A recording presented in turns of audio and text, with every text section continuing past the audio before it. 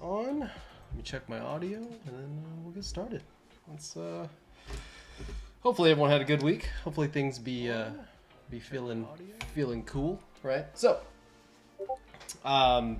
week 4, right? We're like it kind of flew by, but like we're at week 4 of October. I know it's like not late end of October, but we're a week ahead kind of thing, you know what I'm saying? Anyway, so we are the kind of final session of what this illustration is going to be. Hopefully, you know, it's pretty easy to kind of follow along.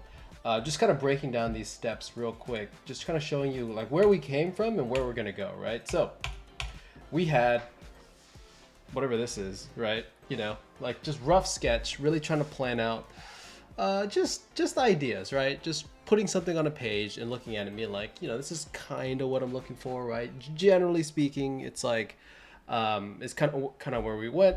We made some changes from there, but from there, right, adjusting shape, making sure that the designs and stuff that we're doing, it's at least feeling okay, right? The shapes are still pretty loose. There's a lot of like blockiness to some things, and things weren't 100% accurate. And you know, we were getting there at that point, right? But we wanted to make sure our graphic read looks pretty good, and then our shape design and overall comp looks good, right? Because you don't want to like commit to your you don't want to commit to your image and then find out that you have some really big glaring issues, right? And there probably is some issues with this, right? But nothing that my untrained eye can spot at the moment, right? Like it's not anything critical, right? And then from there, kind of refining those shapes a bit further, adding color, getting the mood and tone in an ambient version of what I want later, right? Just like we were talking about with the Sci-Fi City series that we did, was it August, right? We wanted to kind of go as, you know, as ambient as possible just for a little bit, right? Just so we can kind of balance these colors and play with these materials just a little bit easier, right? Getting this kind of color graphic read down. And now we're at this point to where I was kind of rendering materials and getting something a little bit closer, right? Not the best illustration we've ever seen so far yet, but hopefully we're getting there, right? And you can kind of see how big of a jump that was. And I really only focused on the kind of like middle section, right? So this is from the progress that we had from last week, right? I was rendering that kind of arm, and I kind of like branched out from there, right? And then just kind of pushing that render in various parts a little bit further. Something I want to break down real quick, because I'm not very good at painting creatures and stuff, right? I just don't ever do it. And I'm never really asked to do it, right? But with creatures, with characters and stuff like that, it's kind of the same thing, right? I don't want to say the same thing, but there's a process that you can follow that would be the same thing, right? And so like, I think for me, what I wanted to show with this is that I have this, like, you can kind of see where I took over, right? Where I was like, okay, I'm comfortable with this. And then I just kind of like started adding, right? Something that I'll kind of rant more about later, but for now, just showing you like how somebody that really isn't comfortable doing creatures in a professional setting, right, does creatures, right? Because eventually, for everybody, right, understand that you're gonna have to do something that you're not really used to doing. You know, they're just gonna be like, hey, the creature designer's busy and you're not doing anything right now. We need some help with your design, right? And it's like, you know, I'm not really good at doing creatures, but I was like, yeah, I could do a robot deer. You know what I mean? I'll figure it out. And so it's not the main thing, right? Because I'm not a creature designer, but they just needed some help, right? So I was like, cool. Because otherwise, it's like, I can't do it. And it's like, well, we can't hire you, you know what I mean? Or we can't keep you employed here, kind of thing, right? And so the process that I kind of like figured out, I don't say figured out, but things that I kind of learned throughout my time as just doing things, right? Because I have my base silhouette here. And then where is that layer? So I had where's my shadow layer at? Is it right here? So that's the claws, that's the line work, that's painting on top, that's multiply layer. This is another material pass. Where did it go? Was that all of it? Okay, anyway, so something that basically this is kind of where we were last week, right? It's, I mean, it's not the same exactly, but it's like roughly the same, right? It's the materials, right? Just the kind of the loose indicated breakout of like what each material is, like from his like kind of outer skin to his like underbelly side skin, right? The two different values, the kind of like fin type thing that he has, the claws, right? There's like a couple different values and materials that I'm kind of playing with. And so like what happens is, for me, when things get too complicated, you can feel like you're fighting it, right? You know what I mean? Like I don't know if I could get to this just from scratch, right? If I was like, hey, just start painting. Like with a building, easy, right? Because I do that day in and day out. I'm able to kind of literally pick up from any point in the painting process and fix things and take it to finish. With creatures, I'm not really trained to do that, right? So I'm not very good at it. And so what I do is I break every material out into its separate things, because what this does is it gives me the ability to adjust, right? I need to make some, shape manipulation changes. I need to do some things very easily. I can do that with this, right? So now, like, if I was like, oh, hey, this underbelly, like, tan side of the skin needs to be a bit bigger, so I can like move that up if I need, or I can like do things. I wouldn't do like places like that, but you know what I mean? Like, it's just, I have the adjustment range to do so, right? And then from there, you do a multiply pass. And this pass is literally just, I just picked like this grayish kind of blue color, just set it on multiply. Oops, let me grab it real quick. Boom, set it on multiply. And now, right, you can see how much detail you can get without having to really commit to rendering something, right? Because it's so hard. It's so difficult to render something when you're going from like material to material, right? When you're going from values of like, this kind of reddish kind of shadow tone into that like tanner shadow tone, right? Going from piece to piece, it gets really hard to do that.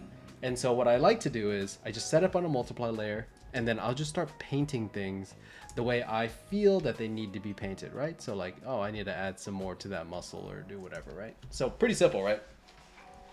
From there, you're kind of already seeing like how much freedom that gives me, because each material can just have its own like, base color pass. And then from here, I'm just kind of adding details as I see fit. There's some line work I did for like some of the kind of like scale patterns or whatever I needed, right?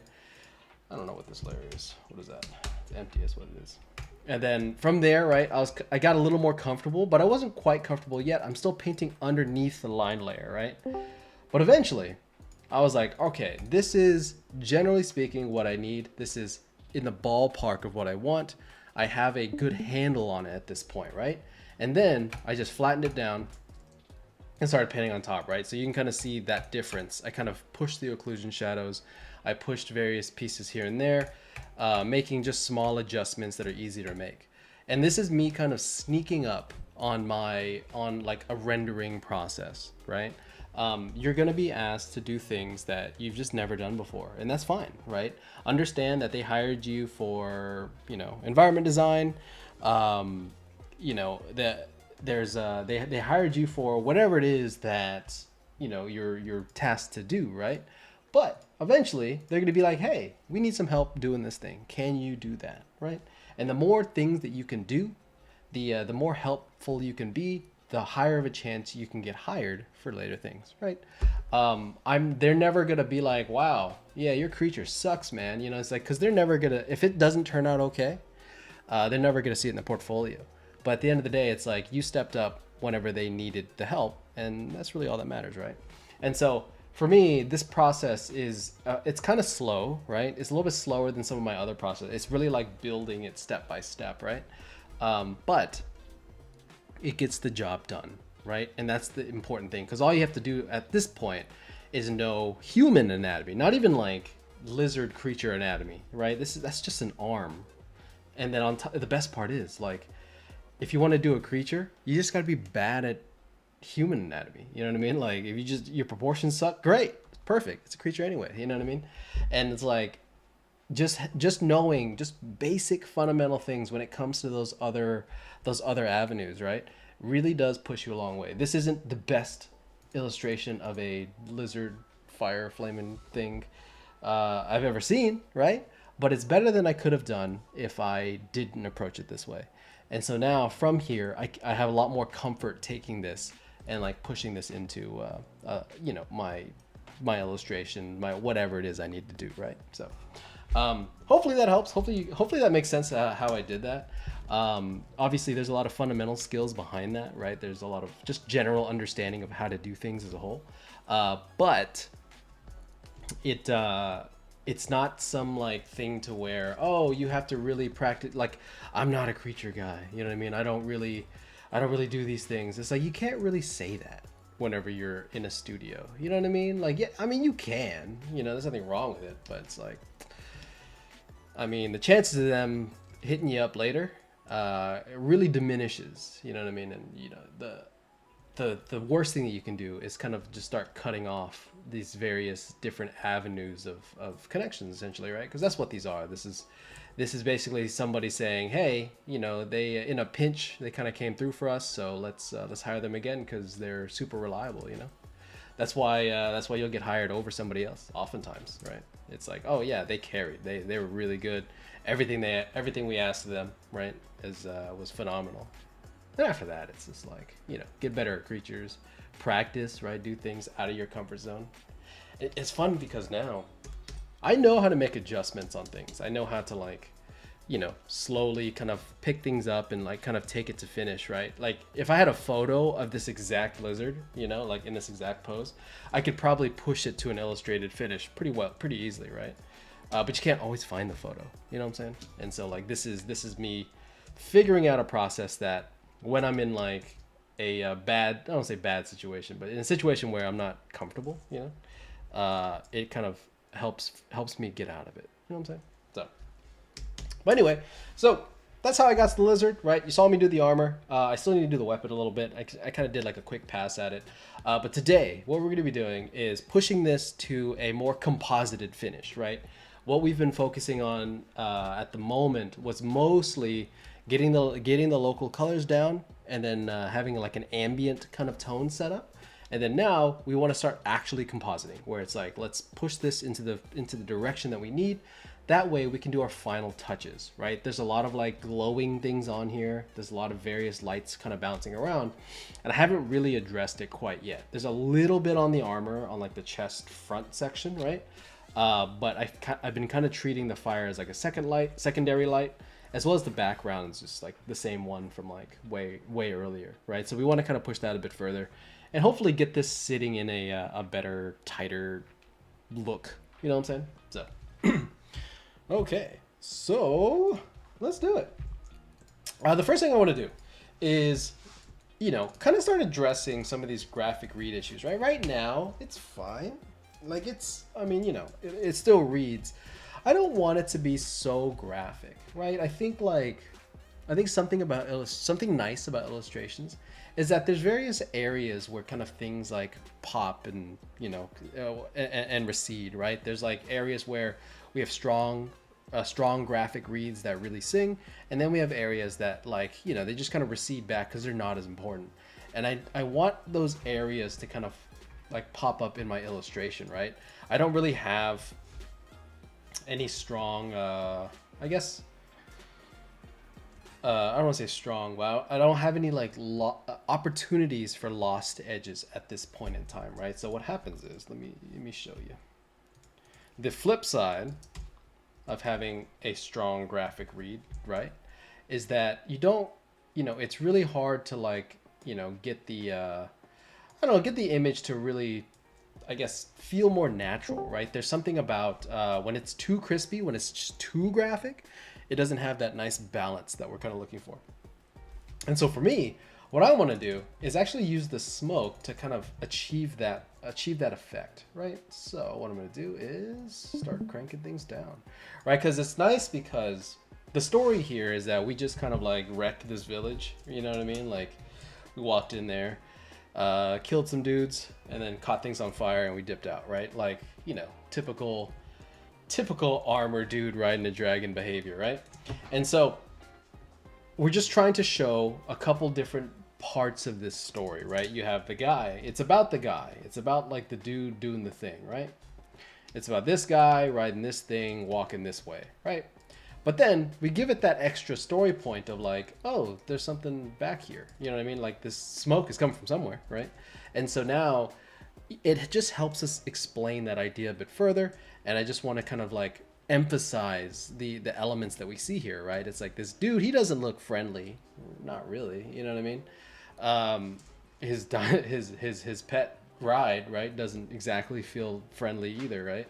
And so, you know, the background set dressing that we chose, I think at the beginning I set it up as a cloud, but then I changed it to like a smoke stack, right? Maybe you could see like tops of buildings. You can, you know, do whatever it is, but like make it feel like he just left this place. He's done. He's moving on, right? Grilled villagers on a Thursday morning. Exactly, right? That's just a typical end of week activity, right? Because he doesn't work on Fridays. Let's see. So I want to start setting this up. Just start kind of pushing this a little bit. Let's see. Hold on. Let's get that in there. And what I want to do is I want to kind of darken some of this down, because as we kind of darken this down, you can kind of feel it. There's a the graphic read starts disappearing, and then you know, you have this effect where some parts of the image are popping off more than others. Obviously the head, right, where the orange fire is. Like we already have like so much attention and pull in those areas, right? So just darkening things down like that. This is really heavy-handed, and I wouldn't do it like this normally, but we have this kind of like dark cloud in the back, right? And then we have these areas where it's still pretty dark, right? Between here and here, the value range between there and there, right? This is a 10, this next to it is a 13, right? So pretty close. And so you have some really areas that are like kind of falling into each other, which is really good, right? Especially because the areas that we want the most kind of attention, right, is just really the kind of main focal points. And I've even kind of like rendered those areas just a tad bit more. Like this tail, very similar to kind of what we had before, right? The head clearly rendered way more. The armor pushed a lot further. The arm pushed a little bit further than that, right? And so now all we really have to do is start getting rid of things that we don't necessarily want to see. There's like areas like underneath the tail here. It's not really important that they see that, right? It's important they see the tail, but not the whole tail, right? Same with the arm back here. Same with this leg. Same with like part of the spear, right? Where it's like this back part, you know, maybe I probably need a little bit of contrast towards that tip. Or I guess the butt end right there, and then a little bit towards the tip. But this middle section, really not that important, right? And so I want to try to find moments to kind of push and pull.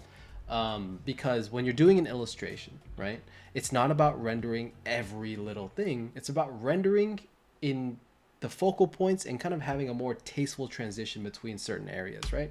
We're using, I guess, finish and fidelity to kind of help give our illustration a little bit of life, right? Because for anybody that's painted like and really like push things like super far, right? There's a lot of times when you render it too far, it feels too like crunchy. You know what I mean? You're like, it feels too like crisp, or it can get kind of noisy as well, right? But then you see like those super like masterful illustrators, and you're like, how the fuck did he get away with that like hard round brush, right? You see stuff like Craig Mullin's work, you're like, that's just like, you know, you just see just brush strokes everywhere and this and that, but then the focal points are like super nice and well done, right? And that's what we're going for here.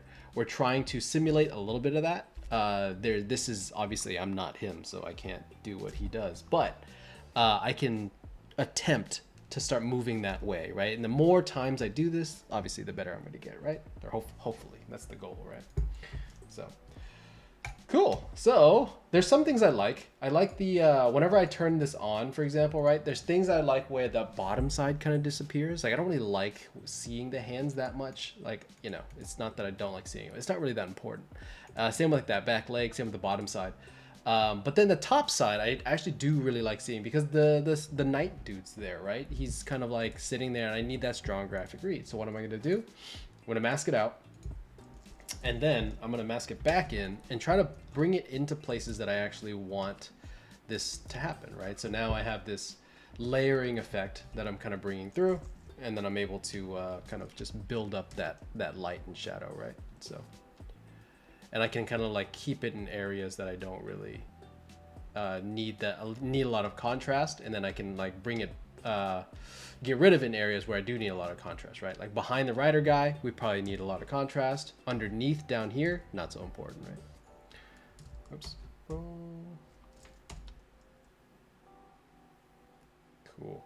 Oh, we're in demo phase right now, so this is just like usual, right? The fourth week usually ends up being like a lot of just kind of painting and hanging out. You know what I mean? So if there's any questions, hook it up. I do have some stuff prepared. There are some things that kind of came up throughout the week that I'd love to talk about, but yeah, if there's anything you guys want to talk about first, we'll cover that. Boom. And something I want everybody to notice here. Whenever I do this, right? Whenever I'm painting, I'm not just like, I gotta fill it in. You know what I mean? I'm not just like scribbling everywhere, right? I'm following what I'm hoping is gonna be the gesture of like how this cloud is gonna form. Whenever you're painting, right? Especially when you're trying to be loose about things, there's a looseness that you want to be aware of. So like when you see some people painting, there's like, I don't know, like a finesse. There's a level of mastery that they have, right? And I'm not one of those people, right? I'm working on that myself as we speak. That's why I'm doing this painting right now, right? But what I will say is whenever you're painting, right, try to paint with your forms. Try to really show off like how this form is doing what it's doing, right? Because the better you can kind of get that form to look now, especially in the looser stage, when you start smudging things, when you start getting rid of things, it really helps you kind of like get a better grasp on like what that form is doing. You know what I mean? You don't have to like mess with it so much. And a lot of the indication kind of done here, especially in this section, I kind of like the way that turned out. It starts feeling pretty nice. You know what I mean? It's like it's working out pretty well. And so just be cognizant of that, right? Just be aware that when you're everything that you're putting down, it means something, right? It's supposed to kind of help inform this painting in some sort of way. You know what I mean? So.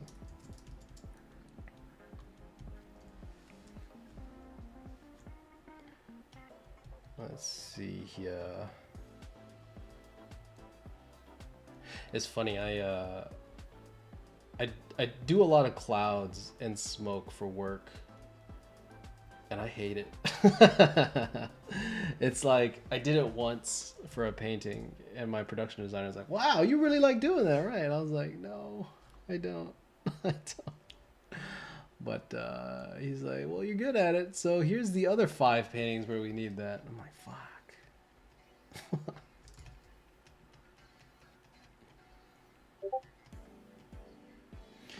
I don't know about being too good, Darren.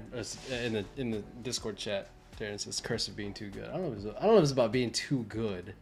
I think it's about I don't know, man. I can't say I'm too good. Not when Yun's on the team. Not when there's other people. Not when there's other people. Type of assignment would you get excited about if Clouds was the worst? What would be like the best? The best assignments. That's a good question.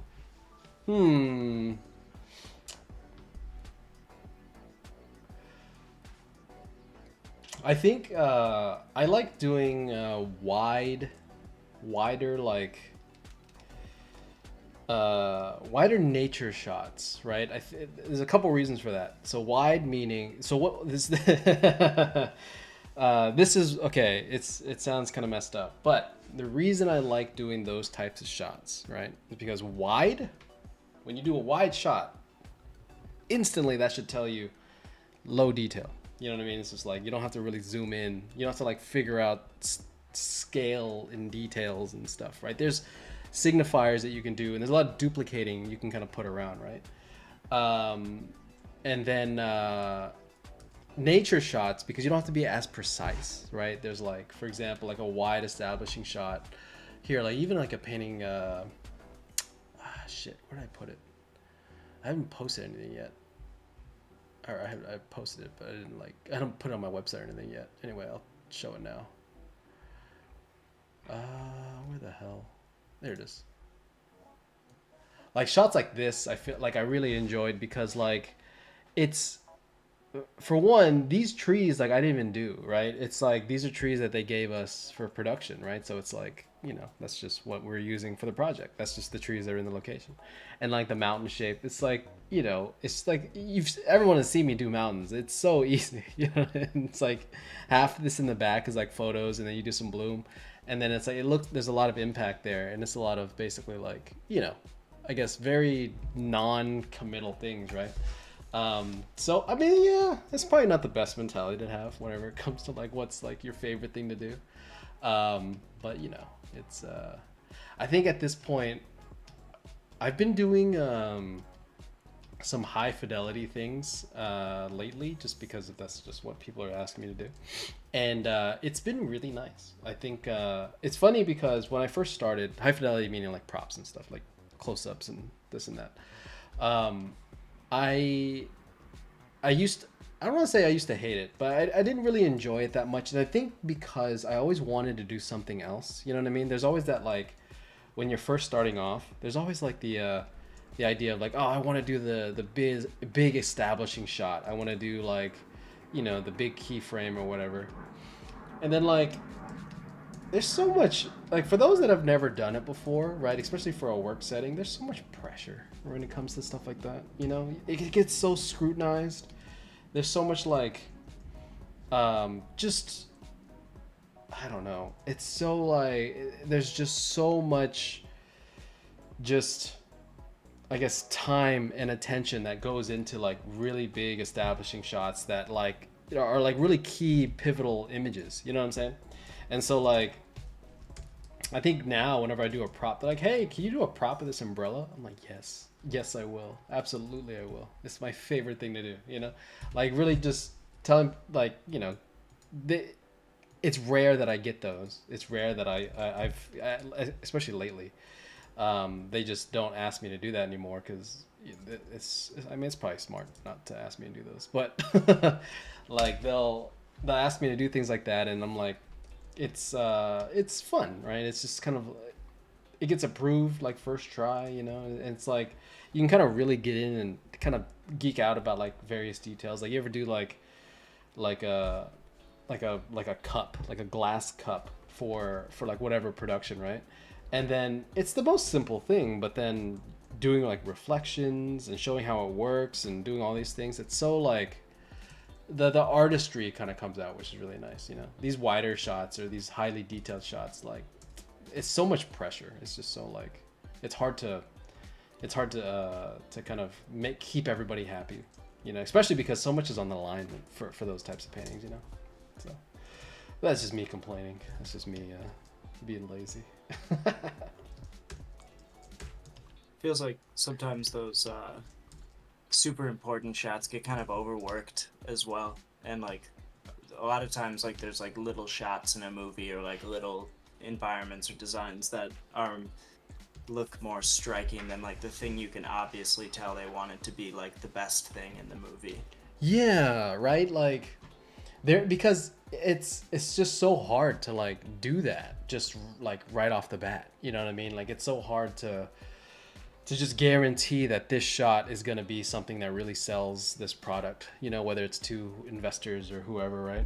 And yeah, oftentimes, like the weird ones, I think for me, when I get excited about an image, I don't want to say it often goes bad, not often, but like it's not as like, I don't know, it doesn't go as good as I hope a lot of times, right?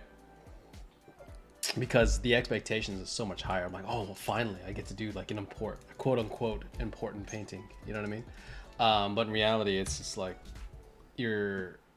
it's scrutinized to all hell, and there's so many different things you have to like please with it, where like we have to show this, we have to show that, and it just gets like murdered, But then there's paintings where they're like, just do something kind of fun, whatever, you know. And then you just have a blast doing it, you know. It's just it's nice, it's relaxed, everybody's pretty chill about it too, you know. So the art industry is weird like that. Let's see, what am I doing? I am darkening this. That's what I'm doing. Pop. But yeah, Discord. How's it going, guys? How's life? How's the almost Lightbox life? How's that going for everybody? Anybody going? Anybody here that's gonna go? Or even in the YouTube? Anybody making preparations?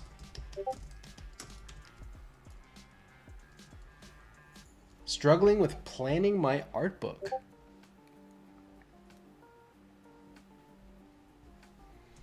How so? Type Proton. Art book meaning a collection of work that you're kind of like an art book, or like a portfolio is what you mean.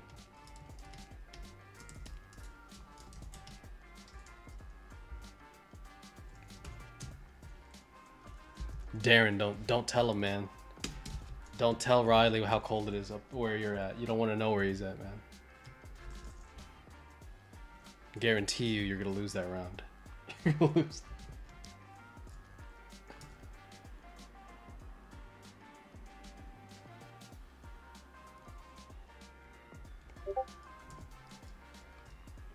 Yeah, basically. You know where they do ice fishing? Yeah, that place.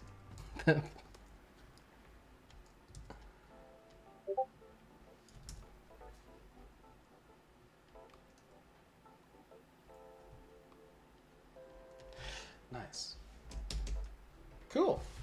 And so, like, as I'm going through this illustration, right, this is something that it takes a while to kind of figure out. And I think for me too, like, not a while, as not in like duration of career, like this literal painting. It's a lot of balancing, right? As you're going through your painting, there's, especially if you are not amazing at it, right? Like, you know, I keep saying this, like, I'm not really somebody that does a lot of illustrations for a living, right? You know, I do them every once in a while, but it's not really why people hire me.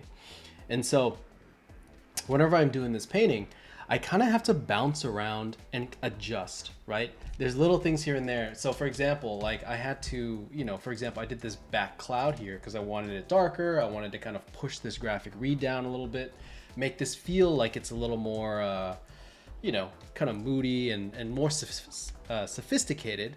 Now I'm having to go back in and kind of adjust various parts of my painting, right? This is me kind of compositing things down, hopefully in a more meaningful, like illustrative kind of way, right? Because there's a thing that happens where, especially for like I was doing this a lot as well, where, you know, oh, I need to darken things down, cool, let me get a multiply layer, grab this color, and then go pop, you know what I mean? It's like, cool, you know, but like it's too, like, it works in some instances, but there's not a lot of like nuance to it, right? There's not a lot of like there's not a lot of like kind of back and forth with some of the with the painting, right? It's whenever you have a really strong painting, it's usually because there's this, I don't know, there's this kind of like balance that happens with a lot of higher end professionals do, where when they're painting, they're kind of observing, they're kind of pushing and pulling things, they're using their instincts to kind of help them get through the illustration, push some things, pull back in others, right? And when you do heavy-handed techniques like this, it's fine for overall adjustments, but in the context of, like, you know, a singular kind of, or like an image, you kind of lose that fidelity that you want with an illustration. And so this is where that mentality that I keep pushing, right, these past couple weeks, it's a little bit different, right? You've seen me do paintings before where I do kind of these overall effects, or even like when I do stuff like this, where it'll be like, oh, let me get some of that glow there, right? Let's go hard round, or not hard round, airbrush. I'm kind of like, oh, I want a little bit of glow there. Cool. I'll just add this kind of like airbrushy kind of glow, right? And it's like, it gets the idea across, right? Yeah, the thing is glowing, but it doesn't feel right. You kind of miss that illustrative quality, and so you have to hand paint a lot of these things in. Um, Something that I had to figure out the hard way, to be completely honest, was a lot of like understanding the differences between illustration and concept art, right? When we're doing concept art is not ever the final product, right? We're never doing something where it has to be the last thing that it's going to be the thing that's like in the final production, right? Almost never. And I mean, basically never, right? Because matte painting is a whole different thing. And so as a concept artist, you really just you kind of have to get like 75%, right? You know, you got to get most of the way. Like at this point in time, to be completely honest, you might be able to turn this in, you know, because this is where like, oh yeah, we'll make the lizard, the modeling guy will kind of figure out the scales, or, you know, like the material and stuff is like pretty close. We get it, right? We get the design. There's some call outs I might need to do for like the harness and saddle and this and that or whatever. But overall, right? It works fine, and they're probably gonna get it. But for illustration, that illustration is the final product, right? So we want to really make sure that we address things to the best of our ability, right? To make sure that it feels as accurate as possible. There's a level of artistry that happens, and we can't take the same skills that we have in concept art into illustration, right? They kind of run, you know, almost parallel, but there's a different mentality between each thing, and you really need to be aware of that, right? The better you are at, I guess, understanding what that difference is, the better your illustrations will tend to be, right? You're gonna kind of go the long way a little bit more often, just because, you know, it's I guess more necessary, right? And this is something, obviously, you know, this works for concept art, right? Illustration can go to concept art where, you know, you can have some good paintings, but it just takes forever. You know what I mean? Like, it's not about speed when it comes to illustration versus concept art. Concept art is, you can basically kind of get away with just being fast, essentially, right? But with illustration, those shortcuts that we use, right, to kind of, I guess, get through various parts of the illustration process, they don't work anymore, right? And we have to figure out how do we make it so we still get the same effects, but it actually looks pretty good, right? A lot of people miss this when it comes to doing illustrations, doing that final touch. You have to actually be good at painting. You have to actually, like, you know, sit down and, like, you know, figure out how to make something happen. You know what I mean?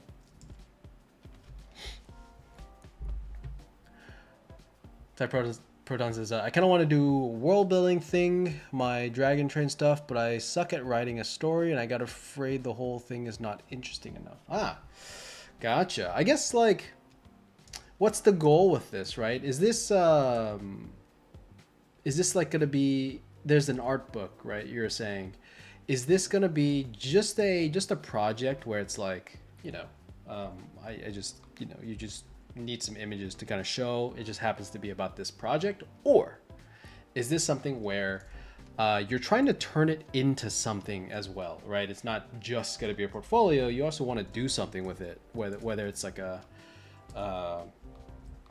book or like a short or whatever. You know what I'm saying?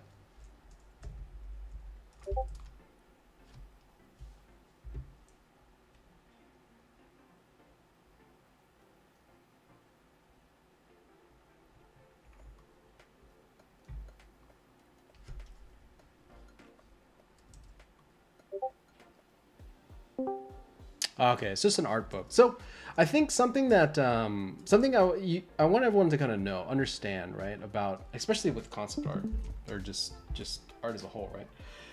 We're not really writers, right? I'm not saying that to discourage anybody from really, like, pushing their writing, you know, whenever it comes to doing, you know, your work or whatever, right? What I'm saying though is, we're not really writers, and concept artists are never expected to write. You know what I mean? Like, you know, what we do as a whole, right, is we help just kind of push ideas. Whenever we see, you know, whenever they see this, for example, they're like, oh shit, that's a really cool dragon. It does this cool thing. That didn't come to mind for them, right? and then they kind of write more, and we kind of go back and forth, right? I read their script and get inspired, they see my images and they get inspired to write more script, right? It's this kind of back and forth. And so something that happens a lot, especially with students, I feel, whether you're a student or not, I'm not saying you are, but for anybody, for everybody, right? Understand that we're not really going to, I guess, count off for a lackluster story, or a story that maybe is more generic or whatever, right? Because the whole point is, can you design for what we need you to do, right? So if I need you to do a turnaround, I'm gonna be looking for turnarounds, right? Yeah, if the story is like generic or whatever, that doesn't really matter, because at the end of the day, it's, does that turnaround work? Is that illustration that you're doing like actually, good?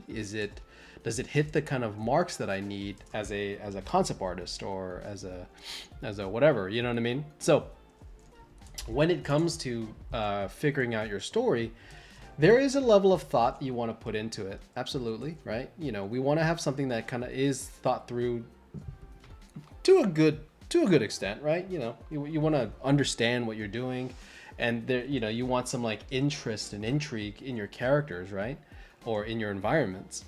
But it doesn't have to be the next, award-winning novel. It doesn't have to be the most crazy plot twist we've ever seen. You know what I mean? It can just be pretty chill, especially if it's just, it's really a showcase. If it's just a showcase of skill, which an art book is, right? Understand, for everybody, understand, an art book is just a showcase of skill, right? If all you're trying to do is show, hey, I'm good enough to work for you. I'm good enough to, paint and draw for whatever production that you're trying to work for. If that's all you're doing, don't worry too much about the story, right? Do enough, right? Understand the story enough to where it's like, oh yeah, this character, he starts off as the best friend, and later on, he ends up being the bad guy or whatever, right? That happens. It's pretty generic story kind of plot.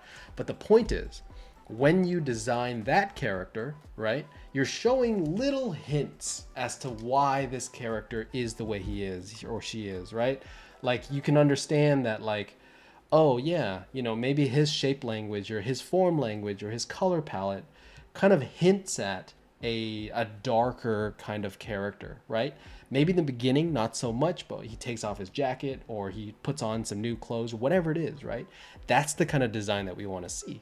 But, you don't have to like really dive so deep into a story to really understand all that trauma and really flush out that world, right? Because that's somebody else's job. And I think with concept artists, we kind of get into this world because we enjoy media, right? And a lot of us want like writing to a certain degree, right? At the very least, we understand what it even is, right? And so whenever you're doing this, just understand that writing is somebody else's job, right? And we're not really expected to be good at it. So hopefully that helps. I think, and what I like to do, especially for like some of my students, is I have them do redesign projects, right? Because for one, we usually in like in the scope of like, let's say like a mentorship or a class, we only have so much time, right? Because there's only so many weeks that we can actually participate in this mentorship or whatever, right?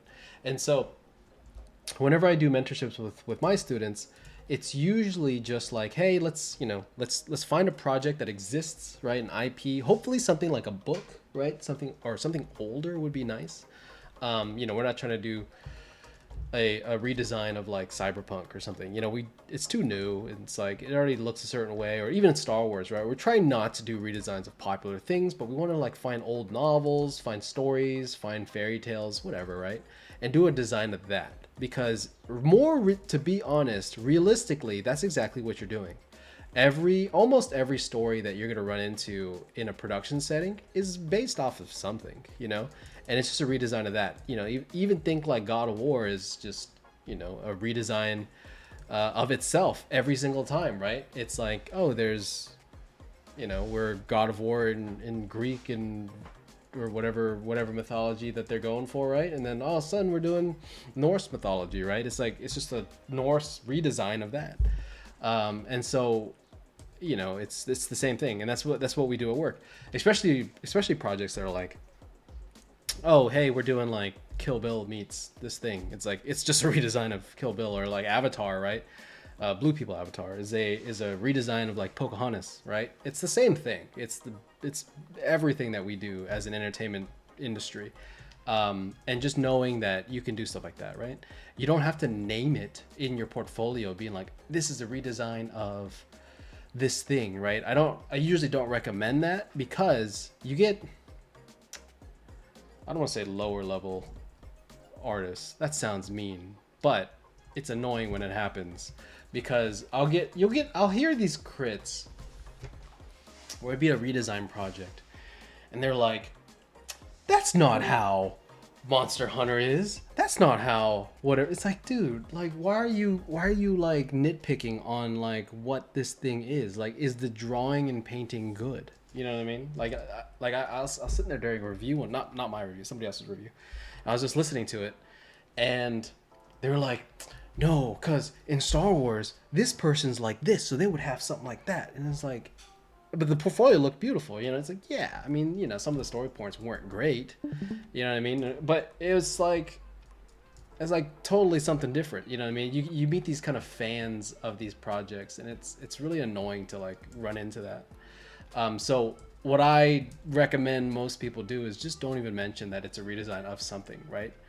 Because to be honest, you shouldn't be designing that closely anyway. You know, you should be kind of taking inspiration from, but we're not doing like a full, like, you know, we're not doing like a full reskin. It's like, oh yeah, we're taking the main plot, we're taking the main kind of power-ups or whatever, main story points, and just illustrating those ideas. You know what I mean? Because that's what we do for entertainment design as a whole, right? So hopefully that helps. Very ranty, very whatever, but yeah, it's that's what I do. It's interesting that you talk about that, because I've been thinking a lot about that lately. Like, I have a project that I did a little while ago, and like I had like a whole backstory lore for like the world, and I've showed it to people and they like the art, but I don't think anyone has really like picked up or understood what I was trying to get across. Yeah. So I'm kind of like re-evaluating what it means to do storytelling in an image, like, because no one's gonna know your story unless you're like literally making a comic book. So it's like I'm trying to figure out what that means now. Like, storytelling in an image is like different from what like you having a backstory and lore and stuff like that. You can tell like a lot of story, but you're never gonna like write a novel with an image, but you can like tell a lot about different things and give people a feel for what's going on. Yeah, exactly, right? Because even like, okay, so let's say, for example, you wrote this whole backstory, you have like these paragraphs and like just pages of written text. I won't even read a 2-sentence thing in a portfolio. I'm going to be completely honest. When I see your portfolio, when I see your images, I will not read that, right? And it's not because I'm just an asshole. Maybe I am, who knows? But it's not because that I just like won't, I'm like lazy. It's just like, it doesn't matter. You know what I mean? Because your image needs to say it. You know, your image needs to say whatever's happening, and I need to be able to pick it up, right? And so, you know, when you have your images, right? Understand, keep the story simple. This story right now is just this dude destroyed a place and he's walking away. And so, like, you know, it's all it is. It's not crazy. It's not like, oh, there's a betrayal and then there's like these two warring factions and he's like the one lone survivor. Like, no, you know, it's just a dude riding away. And as long as you understand what that is, you can then start designing your image to say those things, right? You can talk about how, oh, there's a village in the back and there's a smokestack, right? It's like, yeah, there's a dude that's on fire and there's smoke behind him. Guess what he did? You know what I mean? Like, it doesn't take a genius to understand that. And that's what we're trying to do, right? We're trying to just have the audience understand just a little bit about what's going on, because they might not always know, but they will pick up on subtle clues and subtle ideas. And that's what we're going for. And so for everybody, right, as you're doing your portfolio, just understand, storytelling doesn't mean that we need like a hook. We don't need like some sort of plot progression. We just need to understand what's happening in the story. You know, like I talked about with, like, for example, color key, the color key month. I think it was like February or something, right? It was like, hey, there's some ups and downs in the story. There's some various kind of things, but it's not really that crazy. You know what I mean? Oh, sorry. Hold up.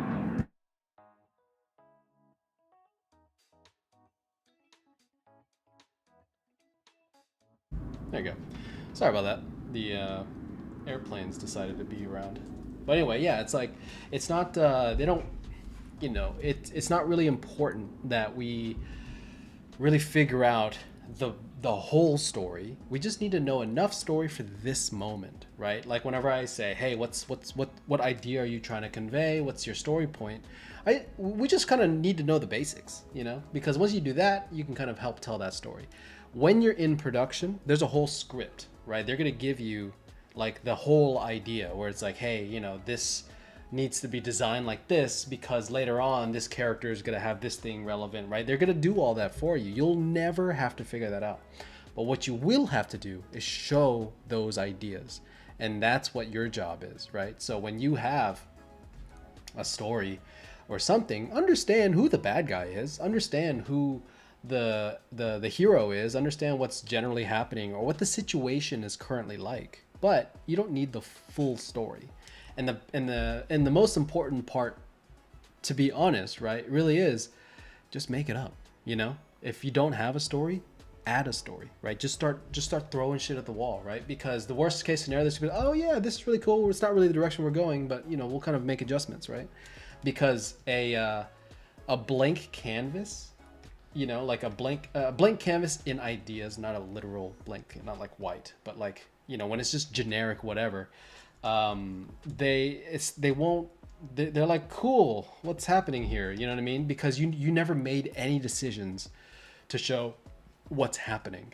You know what I mean? When you look at something and you're like, oh, I want it to be cool just to be cool, it's like, I don't know what they're doing. You know what I mean? But this guy, it's like he can look cool sitting on his dragon, sitting on his, you know, on his fucking Charmeleon, right? But it's like, there's at least a semblance of an idea happening here, right? It's not the most complex thing we've ever seen. It's not even the best thing we've ever seen, right? But it's getting somewhere, and that's the point, right? There's a main thing happening, there's a secondary thing happening, and they link together in some sort of way, and hopefully with like the camera angle, with everything happening, you can kind of help push that idea across a bit better, you know. But yeah, we don't really need really much past like the kind of general idea, especially for portfolios. If you're doing your own comic, if you're doing your own like short, doing a movie, whatever it is, a game, right? Yes, you do need to figure those things out. Those are extremely important, right? But just for us, for like concept artists, it's not really important in this for a portfolio, because it just, I've seen so many people get frozen with fear, with just being anxious over the fact that like, oh, you know, I can't really figure out my story. I can't really figure out like how this thing's gonna work out or whatever. And it stops you from making images. You know what I mean? Like a lot of people will just not make images because they don't know where that thing is gonna go. You know what I'm saying? You need something, but you don't need everything, you know. Great topic. I think that's some of those things where like you wanna, I'd love to hear how people's like portfolio building process is going, especially for those that like haven't taken a class from me.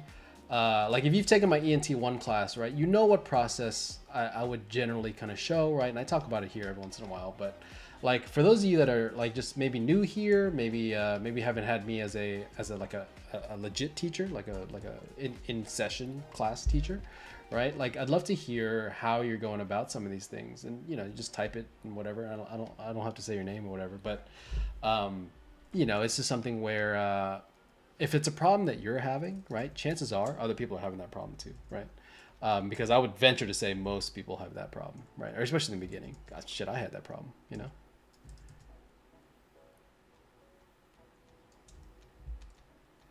Yeah, it's a really good question. I haven't figured out a solution to how to decide on a full portfolio piece yet. Yeah. I find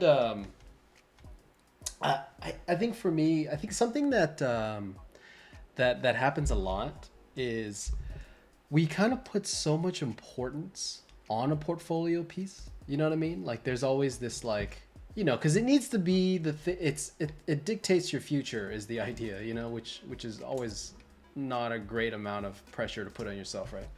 And so like the paralysis comes in, you know what I mean, where it's like, oh, you know, I don't, this needs to be a really good project, I need this to be, you know, the most amazing thing I've ever seen, whatever, you know what I mean, because I want to get hired, right? I want someone to pick me up and to allow me to work at a place, which is, you know, legit. But understand that you're never really gonna come up like it's really hard to just pop out your masterpiece on command. You know what I'm saying? Like how many of you are like sat down and be like, this would be the best paint I've ever done, and then just pull it off? Like I don't think I've ever done that before. You know what I mean? It's always an accident. You always trip into the best painting you've ever done, right? And so my thing is, whatever you do, you can turn literally any image into a portfolio piece. This, right? This illustration could be a portfolio piece, right? For one, do it well. And then two, just do call outs. That's all it ever is, right? It's like do call outs. Like, hey, I have an illustration of this rider with a dragon, and then there's a spear, and then it's like this landscape, and there's a city behind them or a village behind them. Okay, now I want to do a side profile view of what this, you know, what this lizard looks like, right? Like, because you can see him, but you can't, you know, there's like things that are like you can't really see his hands, can't really see like his teeth. What does he look like in like certain angles? What does he look like with and without the saddle? Design the saddle itself, right? Design the guy, the armor, and then design the guy inside the armor, right? Design the effects of the fire. Design the weapon itself, which is a whole turnaround plus close-ups, right? Design the landscape, the whole layout, right? Where he was, where he's going. Design the village that he came from. Design the different states of the village, right? From normal to burned, right? And even the different states of burning, where it's like there's a building that just caught on fire all the way to a building that's like completely just gone and there's like sticks left, right? So many, that's a whole portfolio like off of one image, and every image can do that, right? Because, you know, even just looking at, for example, here it is, right? You could literally do that with all this, right? This is the call out for a keyframe that I'll probably do later, you know, or whatever, assuming I want to take this further. Same here. What's the call out for this ship? What's the call out for that building, right? What's the different variations that I did for the various buildings in this scene, right? What's a close-up of what some of these signs look like? What's the interior of that cockpit look like? What's the thruster area look like? What's the effect that's happening on the thruster look like, right? This is a call out for another keyframe, and it literally is a call out for a keyframe, right? That building is over here on the left, or it's supposed to be, right?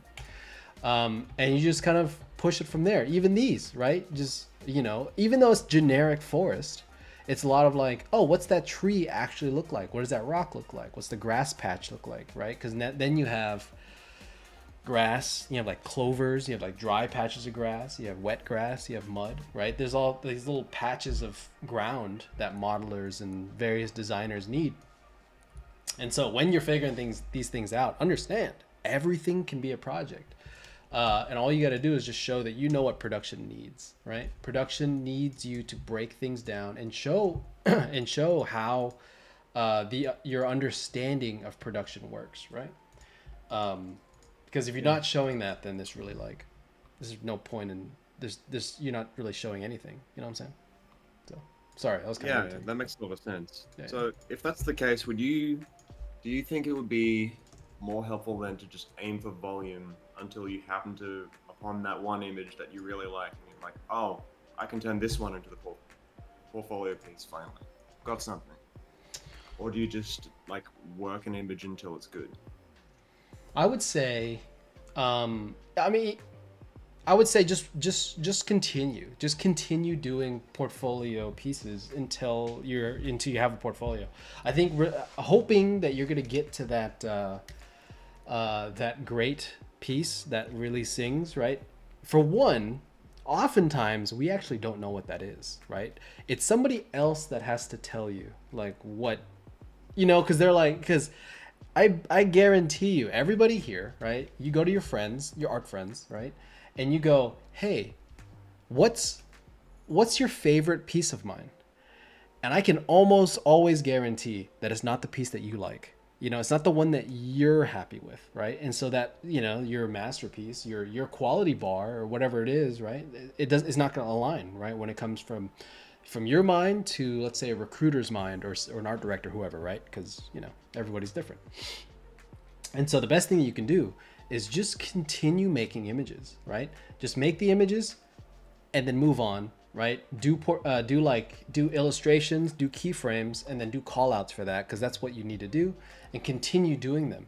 And as you do more, you're going to kick out the ones that aren't so good, right? Because, you're 10 down the line, 10 portfolio plus call outs, portfolio image plus call outs, right? Like 4 or 5 pages, right? 10 down the line, the first one's going to look like trash, generally speaking, right? So you just kick that one out, replace it with that 10th one. And you kind of keep going, right? Until eventually, right? The idea is until someone hires you. That would be the biggest recommendation, right? Don't get so attached to one image, right? Like for me, whenever I do these images, like other than me referencing it for like this stuff, like talking about it, you'll never see me talk about these paintings in public, right? Other than for example reasons that we're talking about here, because it doesn't matter, you know what I mean? It's just one painting. It could be the best thing in your eyes, right? Whoever's eyes. It could be the best thing you've seen me ever make, or this could just not be your cup of tea, right?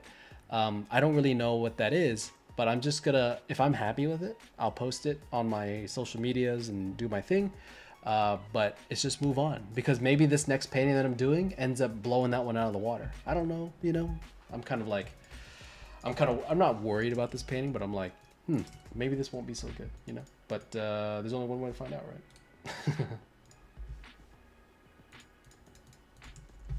There needs to be a I don't know, it's hard, like a less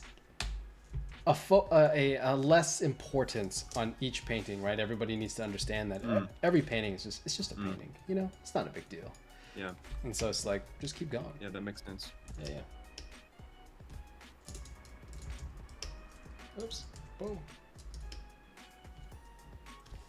Yeah, I'm often surprised by like what people think is my best work, right? Because I'll talk to people that are like, oh yeah, we really liked this one. I was like, what? You liked that? That was so bad. You know what I mean? And then I'll be like, oh, I really like this one. You're like, that's your favorite? Like, because even in interviews, it's a big question too that I get a lot, or I don't know about a lot, but every once in a while, they're like, oh, what's your favorite piece? What do you like about your work? You know what I mean? And I'll be like, oh, I really like this one. And it's usually not for quality reasons, right? The painting itself, the quality that comes out of my illustration, it's fine, right? It's, but it's usually not the reason that I'm like excited about something, Usually the thing that really kind of gets me going about like an image that I've done is like usually something I learned in the process. Maybe I struggled super hard with it, and then I kind of like learned, figured something out, and it was that evolving point, right? It's special to me, not because of the quality, but because of the circumstance that, that did it, right?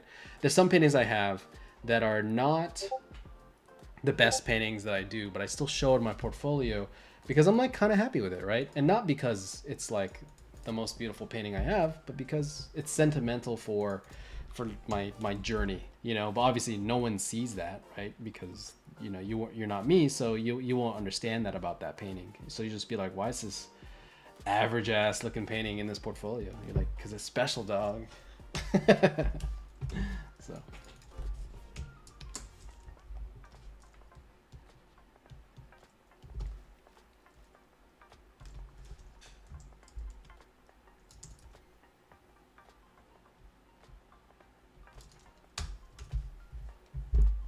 go back to chat.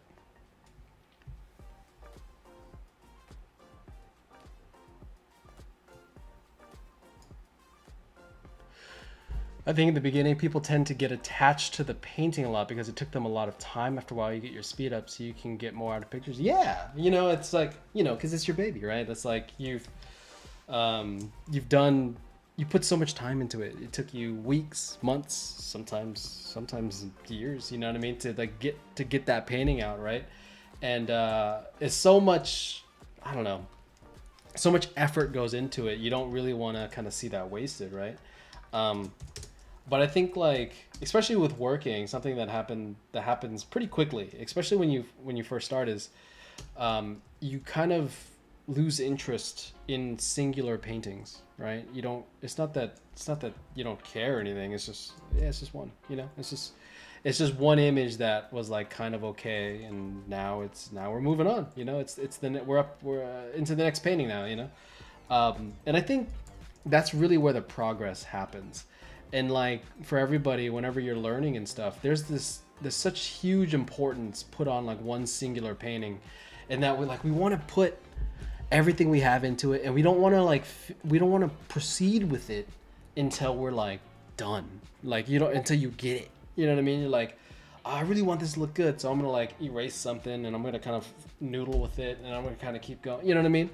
It's like it's this constant push to get something like perfect, and in reality it's just gonna be perfect for the next 2-3 months, you know, until your eyes get stronger, until you're, you know, until you're just better as an artist, and you move on, you know what I mean? It's always like that. I had some paintings I did that I was like so like in love with, that like when I first started, and then I look back at it now, I'm like, that's embarrassing, you know? It's like, wow, that like so bad to where you're like, I wouldn't even show this to, I wouldn't show this to anybody, you know what I mean? I'm like, wow. And at the time I was like, dude, I did so good. I so killed it, man. And it like, you're so confident in it that it gives you the confidence that you're like, hey, I could probably work in the entertainment industry. You know what I mean? Like, that's the type of delusion that like some of these paintings kind of give you, because you're so excited about it. But as you get better, right? Obviously your eyes get better, your understanding gets better, and your image making just gets better, right? And so just understand that every painting you do, it's one of many. It's one of 1,000, one of 10,000. And yeah, you know, you learn some stuff from it, which is perfect, right? That's the goal, right? But at the end of the day, it's one, right? Just know that you're gonna do so many more. You know, you want to just kind of, I don't want to say move on, but like you want to kind of understand that the next painting you do is gonna be better, right? Just do the best you can right now, and that's really all that you can ask for, you know. Because then you start putting expectations on yourself. You start setting up this idea that like, I'm better than this, you know, I know I can do it. And it's like, yeah, but you know, it's the best you can do right now, right? So just understand that and move on, right? Easier said than done, right? Very easier said than done, but it's something that probably a little healthier to do. So, because I know I was like that. I was very like into some of the paintings that I did, and then you just understand that you just got to move on, you know.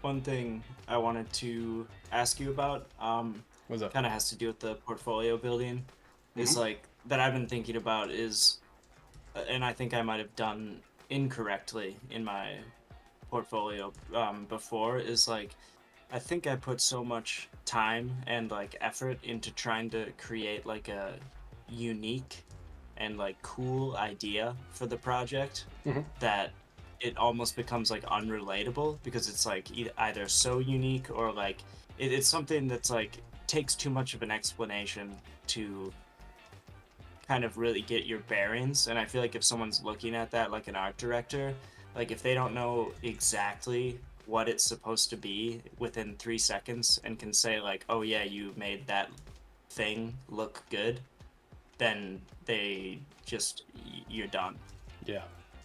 Yeah, it's so hard to like find that balance, right? Because there's things where like, you know, you want to get at least kind of a cool idea, right? That's, I mean, you know, you want to do something that's like generally in the range of interesting, right? But that bar isn't as high as you think, and chances are Well, I mean, okay, for a student, that bar isn't as high as you think, right? The reason I say that way is because getting something unique is our bread and butter, right? That's what we do, right? As entertainment designers, we want something as unique as possible. But chances of a student kind of hitting that, very low. Just being real with you, right? Because you got to remember, like, the artist that you're showing, like, you're probably getting crit, hopefully. Not talking about recruiters and not talking about randos that do portfolio reviews, which is a whole other thing. But like when you're talking to a real art director or a real production designer or some actual lead of a studio, right? Chances of you blowing them away with your idea, I don't want to say it like that, but like I don't want to say it's not gonna happen, right? Because it's like it's very possible, but you're fighting a very hard battle because you got to remember, this person is at the cutting edge of what is the best design in the world, right? Like, not only have they seen and they have a deeper understanding of the things that you've seen, because if you've seen it, right, you've played the game, watched the movie, they're also behind the scenes on things that you haven't seen. So it's like you're not even in the same realm as them, right? And so like trying to hold yourself to the standard of like, oh, it has to be never before seen or done. It's like, it's not that you shouldn't try to make something interesting, but understand that, especially for a junior artist, we're looking for quality, right? We're looking for your ability to like just do what we tell you to do. Like whenever I'm hiring somebody, it's like I don't need somebody with the best, most unique design the world has ever witnessed, right? I just need someone to do this turnaround because I just don't have time to do it, you know? And that's what a lot of junior work is. It's like, does your quality hit what we need you to do? And if it does, you're probably pretty close to being hired, right? If your painting quality, your illustration quality is what we need from you, you're probably gonna be pretty close to hired, right? And the reason I say it this way is because a lot of people, right, especially now, and I harp on this all the time, so I won't stay on it too long, but like people with 3D, you really don't understand what we need from you, right? Because there's this push for quality, right? Like I always say, there's always this push for quality in a 3D sense, but it's just like, well, we need you for the 2D process, right? We need you for the ideations. We need you for thumbnailing. We need you for rapid ideation because there's probably a modeler, right? First and foremost, there's probably a modeler that's gonna model it better than you, and they don't need you to model it. They need him to model it or her to model it. So you need to provide the ideas. And then there's the illustration side where it's like, if you're focusing so much on 3D, you know, usually our 3D really isn't that good, right? Not compared to an actual person that does this for a living, right? Not compared to an actual modeler. And so what happens is your model is subpar compared to a real modeler. Your illustration skills is subpar to a real illustrator, and your design skills are subpar to a real concept artist. So you are the worst of all three worlds, and everyone's going that way, which is, you know what I'm saying? Like, that's not, you know, you get what I'm saying, right? And so, and on top of that, the skills to be good at modeling isn't actually that special, right? It's not something that requires a unique vision. It's not something that requires endless amounts of hours. There's a certain amount of hours. I get that to learn the program, but it is learn the program, right? To do modeling correctly. And so you have a skill that's not unique, and you're not good at the skills that you need to have. And so, you know, you kind of run into this issue of like, so why do we hire you? You know what I mean?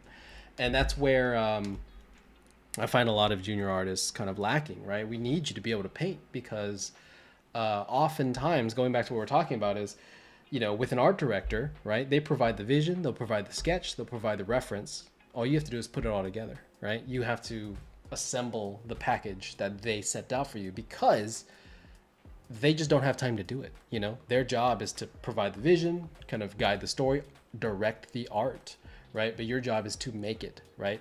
As you get better, there's more responsibility put on you to create better ideas, right? To improve the idea, but especially in the beginning, it's a lot of like, I just need you to paint this cloud, man. I just need you to paint this cup. I just need a rendering of this armor piece, right? Because we need it for various purposes. That's all we need from you.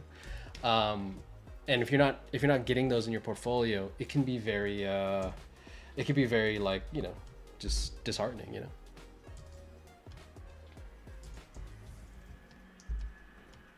Yeah, I was kind of thinking like a cool idea or like a cool design is almost like more effective in like an extremely straightforward setting rather than like a really cool or unique design in a very unique or cool setting almost starts to become like unrelatable in a way. Oh It's yeah. like too much. Yeah. Yeah, if Too you much have going on. if you have something super unique in a place that's super unique, you know, it's like what do I look at? You know, and nothing's unique anymore. Everything's different. You know, everything's like weird. But if you have, it's that comparison game. We were talking about it before the stream started with Nikhil, right? Where it's like, you know, how do you make something stand out, right? You compare it with something else. And so, you know, if you have something more unique, then put it in a world or put it around things a little more normal. Because, you know, if you put, let's say like this dragon rider, right? This knight, like the knight itself isn't that unique. Maybe the armor is different, but other than that, like the idea of it's not that crazy.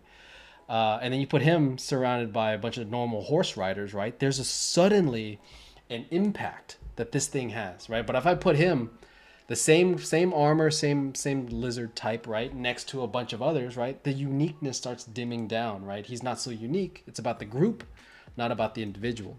And so, you know, your designs, regardless of what it is, depending on what you present it with, really does help push what it's supposed to be.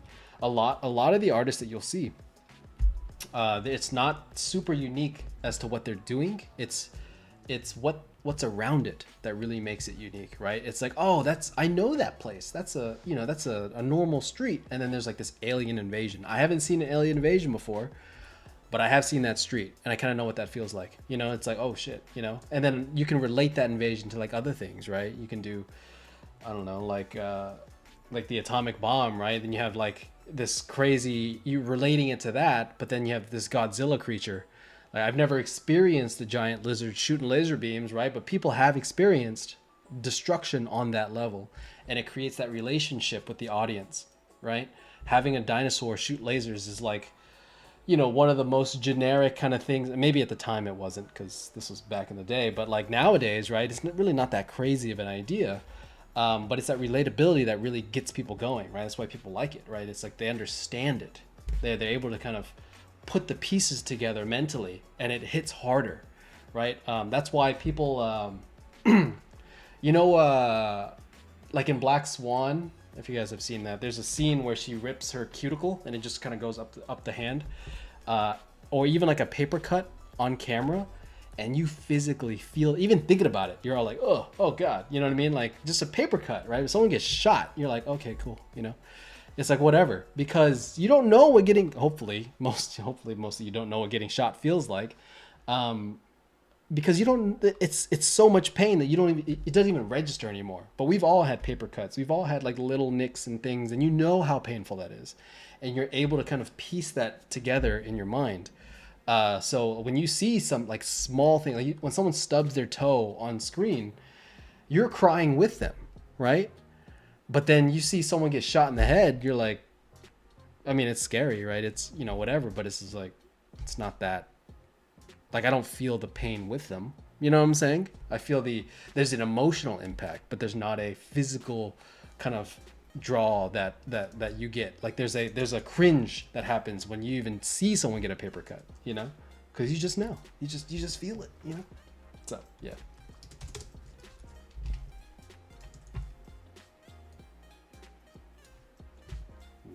Nice.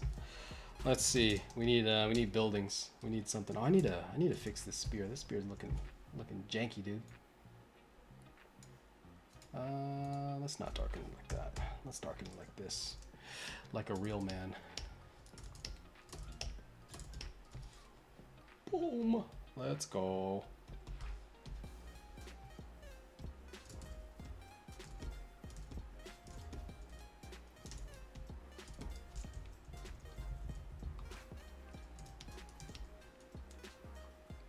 All right.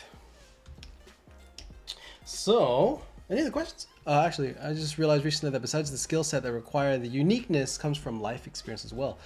Those great artists really know how to make cool ideas, but still feel relatable to the audience. Yeah, right. It's that you got to live. I think for everybody, right? And I've had to tell this to a couple people recently too. It's like, you know, like understand that, you know, the cool ideas that we get come from life. You know, it comes from it's I don't know how into comedy some of you are, but like when you see a comedian, right? Oftentimes the funniest ones are the ones that are just talking about like life, right? They just talk about things and they see it a little bit differently, right? They just, you know, they process things in a slightly different way compared to the way that maybe we're used to, right? And so for us, right, as artists, that's really what you want to do, right? You want to be able to process what's happening in your world and see how can you bring it back to like an idea that people understand, you know? It gets very like weird and, you know, it's super artsy, but I think that's something that a lot of us forget, right? Me included, right? When it comes to entertainment design as a whole, right? We are artists. We are, you know the people that when you hear about, you know, it's the artists that we always shit on, where it's like, like, oh, you know, I was inspired by, you know, crows eating trash, and then all of a sudden, you know what I mean, or whatever the fuck, you know, it's like, it's just, it's we play it off like it's just BS, right? When you see it in the galleries, when you see these like viral videos of people doing this weird thing, we're not different, right? We're doing the same thing. You know, we're trying to sell our ideas and we need to be inspired by somewhere. But you know, those things come from life, right? We need to be able to look at something and process it differently, right? And show people how we can like create that relatability, right? It's like I said at the beginning of this project, where I was like, it's just a dude riding a horse. It's really not that crazy, right? I've never rode a flaming lizard, but I have been on a horse before, you know?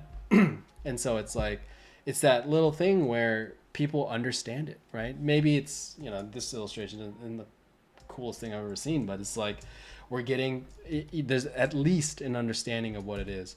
And oftentimes you'll find the best art is from the people that create something that we kind of understand at a base level. You know what I mean? So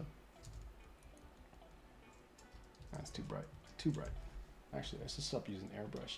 Something I do a lot. I use airbrush and Dodge a lot, but especially when it comes to illustrations and stuff, I kind of have to like reprogram myself out of that. I have to like, because there's a textural difference when it comes to like using brushes and stuff, and you want to make sure that you're kind of maintaining that fidelity the whole way through your painting, you know? But I struggle with that because I have bad habits.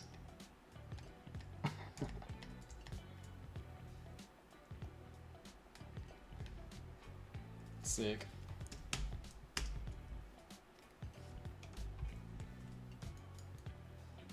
As their lives get better, more successful, they get exponentially less funny. Exactly, right? It happens all the time, you know. It's like, because they become unrelatable. Like, you know, they're talking about the comedians, right? When you hear a comedian for the first time, it's like they're hilarious oftentimes when they're like normal people. And then as they hit that success, they start talking about things that's like, just, you know, you just don't, there's no relatability there. I don't understand what it's like to buy my third yacht. You know what I mean? Like, I don't get that, you know, because I don't have one. I don't do that. And they hit this level of like, it's almost like too much success. You know what I mean? But the best ones are the ones that relate to us, right? Relate to people, normal people. Because then you get like private jet jokes and you get all sorts of bullshit, and it's like, you know what I mean? Like, it's whatever, you know? But yeah, so who knows? I just paint for a living, dog. Who knows? Smokey. You can prevent forest fires.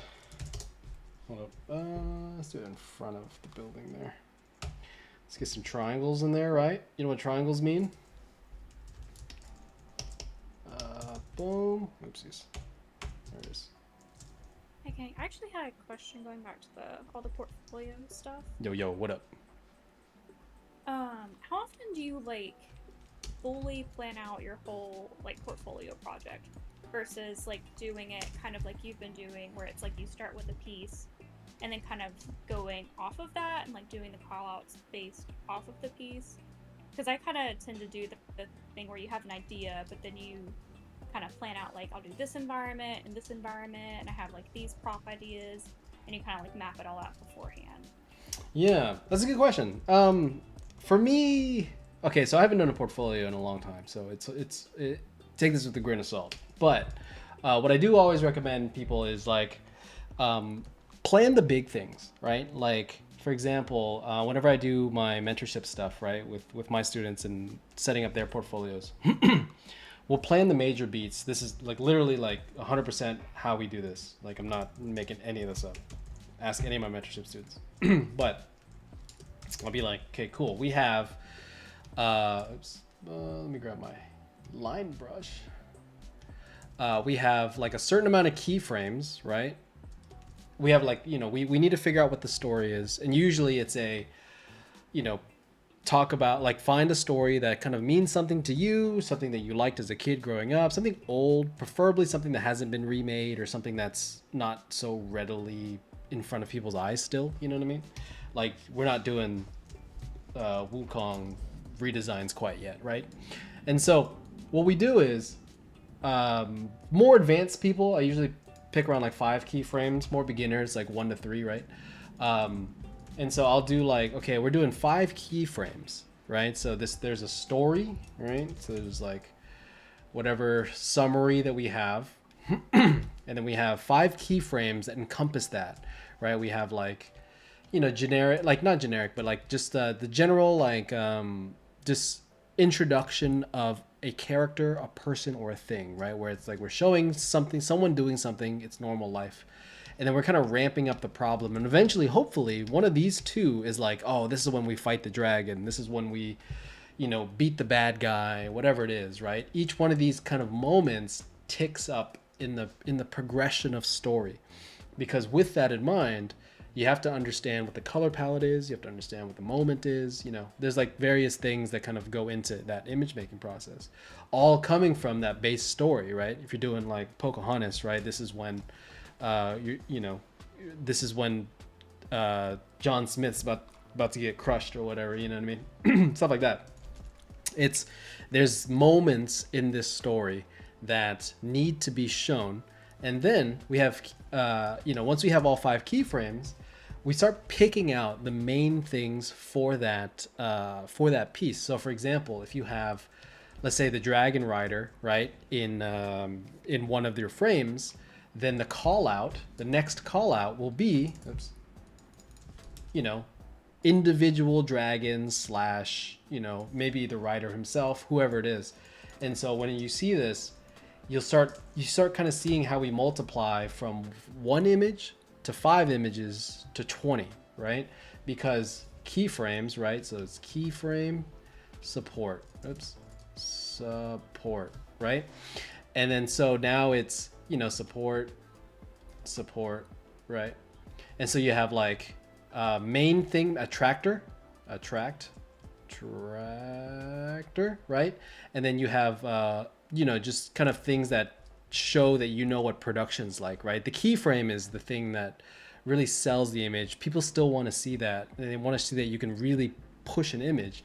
But they also want to show that you know how to do turnarounds, you know how to do call outs, materials, what production needs. And so with that, with this formula, right, you have 1, 2, 3, 4, 5 different kind of moments that you can kind of show. For me, I don't really do this anymore. The reason I do that, for one, I'm not really trying to make a portfolio. I just do art, right? But each one of these, right, it doesn't have to be a full project, but this can just be its own project. This is that one painting I'm doing, and then I'll do like call outs for it, right? But I don't really plan much past that, right? It's just like, what do we see in the keyframe? So like looking at my image here, right? What do I see in the illustration, right? I see a dragon, I see a weapon, I see an armor, right? That's 3 pages right there, right? I can do a call out of the dragon, do a call out of the armor, do a call out of the weapon. And then I have the illustration for it. Boom, boom, boom, boom, boom, right? Now you have 4 pages. And so now, next page, flip the book, right? Now it's village. Now it's like, what does the building look like in a village? What does the fire look like on the building, right? What does it look like on fire, right? And then you just kind of like develop it from there. It's not that deep. It's not really that crazy, but it does show everything that we need from you as a professional artist, right? Yeah, there's some small things you can do. Like there's like, oh, what does this cup look like? What does the butter knife look like or whatever, right? But you want to do things like if I see that you can do a weapon, like a weapon like this, great. I can assume that you know how to do a fork. You know what I mean? Because that's probably what they're going to have you do, right? Just the more simple things to kind of get you warmed up. And then they start slowly ramping it up to where you're doing the key kind of hero props that the hero wields or the bad guy uses or whatever. You know what I'm saying? Yeah, that's super helpful. Kind of like the number of keyframes can kind of also like determine the size of the project. Yeah. Good way to work. Yeah, I base it because everyone does those keyframes. Everyone does the cool illustrations that really like, that really kind of sets the mood and tone. But then there's not a lot of breaking that down, right? And we do it. Some people do it, especially 3D artists. They do it a lot where they're like, oh, I did this kind of like barrel, and they'll show like 3D models of the barrel, right? But they don't go that step further, right? You need to paint it, right? You need to actually show the material because like when you do a call out like that, right? What you're looking for, and for everybody, you need to understand what each one of those things are for, right? The keyframe doesn't have to be the highest quality because that's not what the keyframe's for. The keyframe tells the story and shows the moment. The materials come in whenever you're doing props, right? When you're like the real high fidelity renders. And so a lot of people have that backwards. They'll do high fidelity illustrations, right? And they'll do loose line drawings for props. You need to reverse that. You need to do looser paintings for the keyframe because that's what gets people excited, right? Think Craig Mullins, think Jamie Jones, right? And then you need to do super high fidelity, like every crack, every spot of rust, every little thing is accounted for in the props because that's where they need it, because that's going to a modeler that's going to make those things, right? And so understanding what each piece is about, that's what you need. A lot of people don't really quite get that, or at least from what I'm seeing, a lot of people don't really quite get that, right? So, great question. That was super helpful. Thank you so much. Yeah, for sure.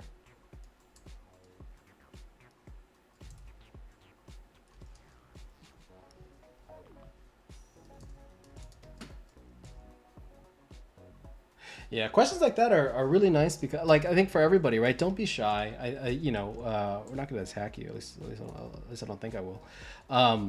Like ask because I'm 1,000% sure. Like those types of questions. For one, I've answered before. I'm not saying like you're not paying attention to anything, but like, I've answered in other classes, and some of you already know this, right? But some of you don't, right? And if there's ever a question that you guys are wondering about or whatever, just ask it, right? Just talk about it. We'll hopefully try to kind of answer it to the best of our ability because there's always a new viewer, there's always a new something, and any chance we get to kind of answer this for you, right? It could be that one piece of information that you're kind of looking for, right?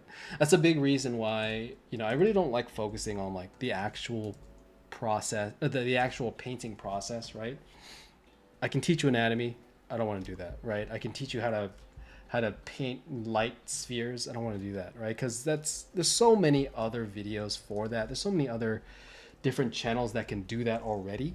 It's not really important that you learn that here, but what's important is like understanding like what do you actually need to do production work? Because it's funny because for me, I didn't learn half of this stuff, most of this stuff, until I like actually started. I'm like a professional in the industry figuring out what the industry needs. You know what I mean? Like, it's kind of sad when you think about it, but like, that's, you know, it's just the circumstances that I was part of. And so, you know, if you know this going into it, that makes your portfolio like that much better. You know what I mean?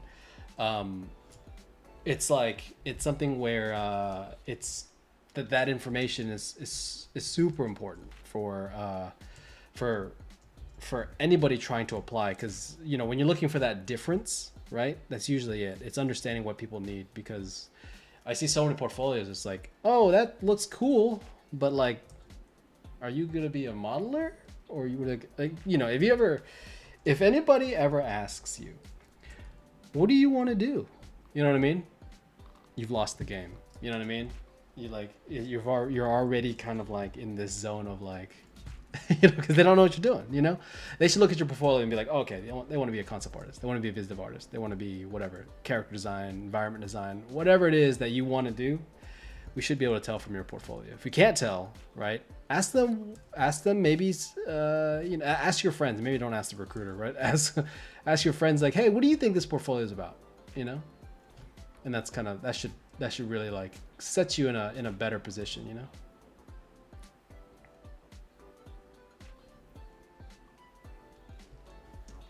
All right, it says, I kind of want to see you tackle a bit of the ground texture for completely non-selfish reasons.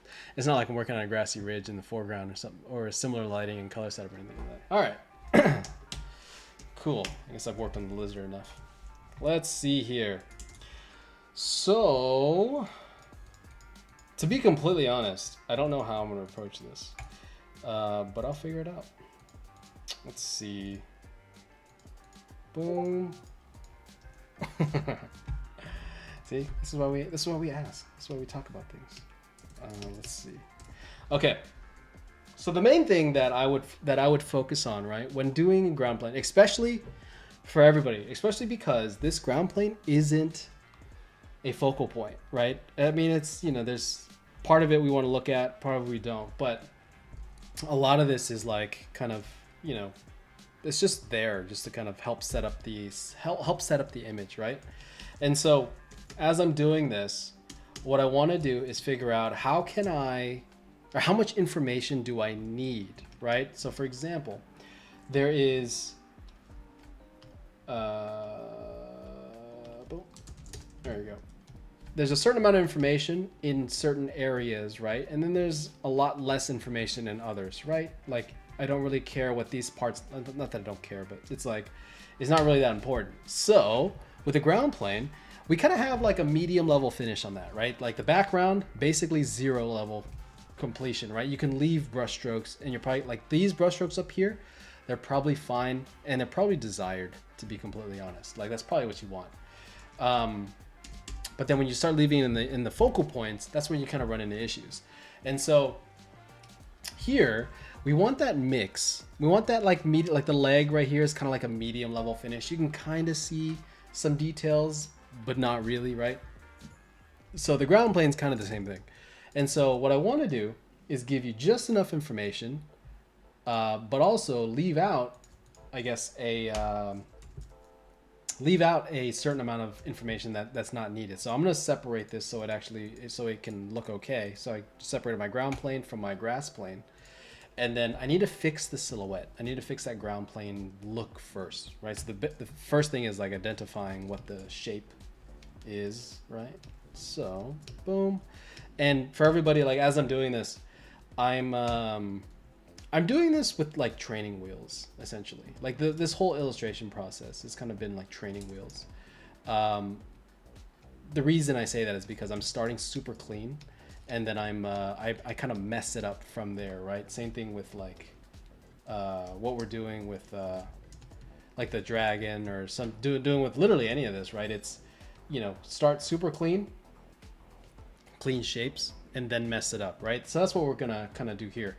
I want to kind of clean up some things, but then I want to then mess it up, right? So there's some shapes here that are like, oh, maybe I want something a little more refined than that, because it gives me like a playground to kind of, you know, work inside of, you know what I'm saying? I'll fill this here. There you go. Oh, that's cool. I like that shape. That's really cool. Boom, boom, boom, boom, boom. Let's see. Boom. Cool. Looking spiffy. Boom. Let's see. That's fine. That's cool enough for now. So, all right, we have ground plane, grass plane, hill, right? And so now my shapes are starting to be slowly defined. What I want to do from here is start fixing some of those silhouette shapes. So I need grass to be seen, right? This is something where, like we've talked about this before, where if you see the silhouette of grass, it helps you understand that there is grass, right?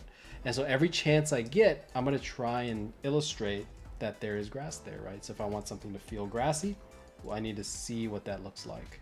I need to like understand where that that silhouette play is, right? Especially like here in the foreground, not foreground, sorry. In front of this rock here, right? I'm going with a lighter grass because I need that to feel, you know, like it's on a dark silhouette, right? Same with like the background here, kind of starting there. Boom. I'm not too critical quite yet. I'm gonna kind of mess with this in a second, but I just want to get something that's like roughly close. Cool. So ground plane is kind of starting to be established, right? Boom. I'm gonna lock this, and what I need now is I need variety, right? So something I did, I didn't quite show this with the lizard, but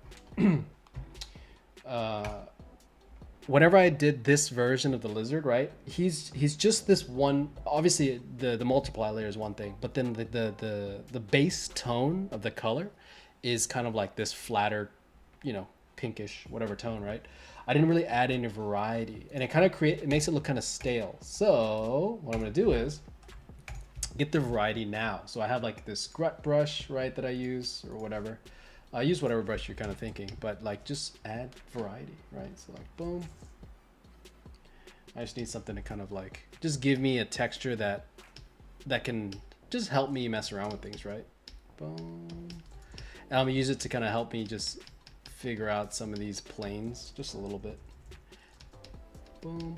And I have the silhouettes of the grass already, so it's not really that critical that I kind of maintain all those inner shapes, right? I was really just kind of messing with the outer shapes at that point. And then you can add some more variety in there, right? Grass is different like colors and textures associated with it, so I'm just gonna mess with that. Boom. Okay, so weird, crunchy looking grass.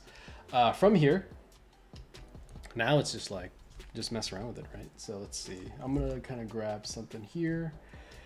I need, oops, not that one, this one. I want some like, because I want this to be a little more illustrative, right? Ah, shit, don't do that. Rough, that's what I'm looking for. There you go. Where's my, what layer is that? Don't need that. Okay. So I want to kind of like mess with this and just start like getting the gesture of grass in there, right? Like what I like to do is like, because the texture is just kind of doing whatever right now, I need something that kind of starts going in that direction, you know, because I'll correct it later. I just need something that's kind of close right now, right? Boom, something like that. Things feel grassy. And then from here, right, it's just getting that grass silhouette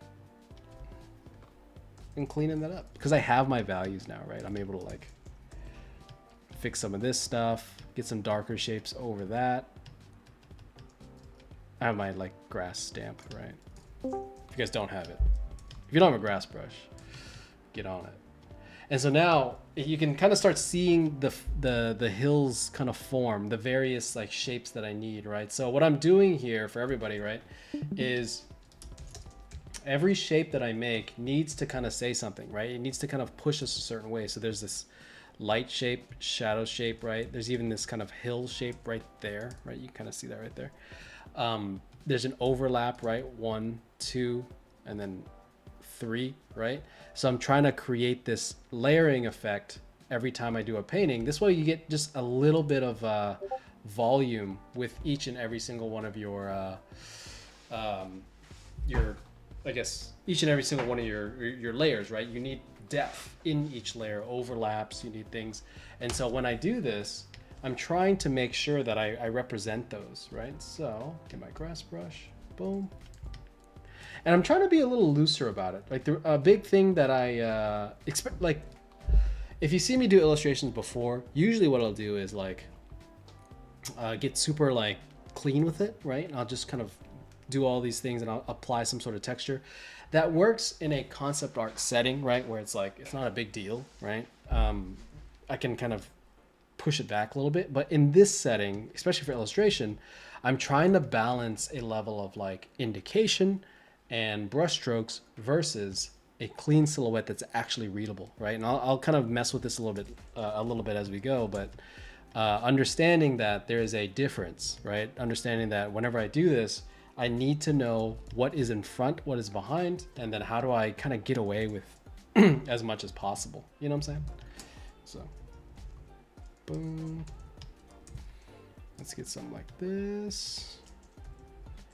Like some of these things, there's not going to be, I'm going to lose indication, but others will probably be okay. Something like that. Cool beans. And I'm just trying to get something like kind of close right now. We'll fix it later, but we'll get something that's like in the ballpark, you know what I mean? That's all that matters. And that value is getting darker. The light side is getting darker as we go, and the dark side's getting a little bit darker as we get closer. And so now we have a little bit of depth, right? Pieces are coming in. That's a little too dark. Let me lighten that just a bit. Yeah, it's not bad. And so now I have like one version of grass, right? I want to kind of start messing with this. I need to push this further because right now, for everybody, understand like when you design these things, right? Yes, we're designing shapes and stuff, but you also need to design the materials inside of it. There's like, when you see grass, there is a bunch of different things in the grass, right? There's always like flowers or clovers or dead grass, live grass, greener, tanner, right? It's like all sorts of different things. And so whenever you're doing this, start thinking about that, right? Then you can start like taking this layer, start adding whatever you need to do to it, right? Maybe the right side's a little bit taller, right? In some instances, I can use like a different grass brush for that. Just to kind of get those kind of shapes started, you know what I'm saying? But it's a lot of this, so I'll just kind of keep going with it. Especially like some of these cleaner shapes are really nice because like it gives you a level of detail that you maybe didn't already have. But it's silhouettes, right? When you do grass, when you do anything really, it's a lot of just silhouette work because a lot of the textures, you know, don't really matter that much. You know what I'm saying? Boom. Maybe it's like something like that. He's being all lizardy next to some ferns. What is it? Next to some cattails. What are those? Bop, bop. It's funny. I use that shape so much, but I'm like, I don't even know what it is. All right. Cool. And so we're getting kind of close, to be honest, right? Like with that, especially with that grass. Like, because at this point, right, I'm probably gonna do exactly what I was doing with the clouds back here, is like just use a smudge brush and try to like just mess with it until it looks okay. You know, there's some things where we're trying to create some indication where things need to go, and then we're also trying to I guess get rid of some of the details that we don't necessarily need. You know what I'm saying? Ooh. Let me mess with that dirt real quick. Noise, particles now. Where's my pebbles? There they are.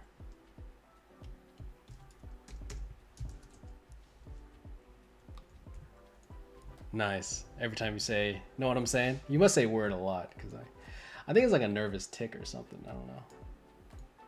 Maybe it's my, maybe I'm just weird.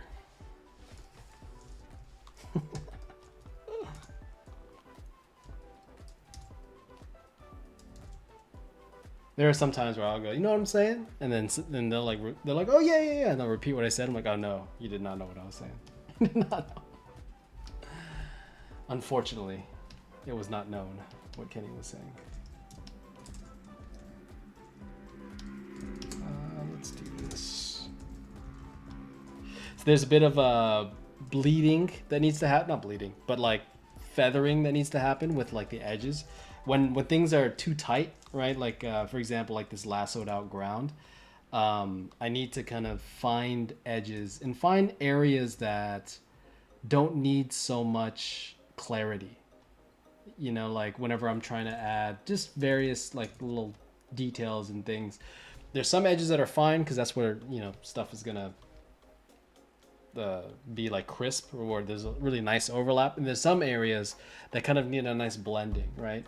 And so whenever I do this, be aware of that, right? Same thing with like the clouds in the back here, right? There's some shapes that are like a lot sharper, and then I kind of went in and smudged some things. That's what we're doing, right? We're just playing with that clarity in some areas that need it and don't need it.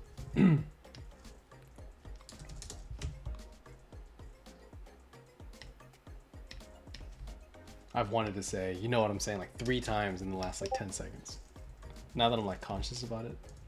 Because I listen back to a lot of these just to check quality and, you know, just make sure I'm not bullshit out of my ass, right? But I'll check it and I'll say, oh, damn, I say that a lot. That's okay.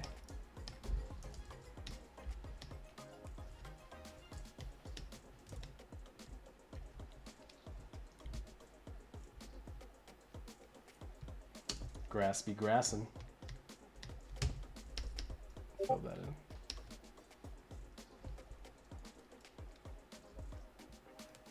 Nice. You're not the only one.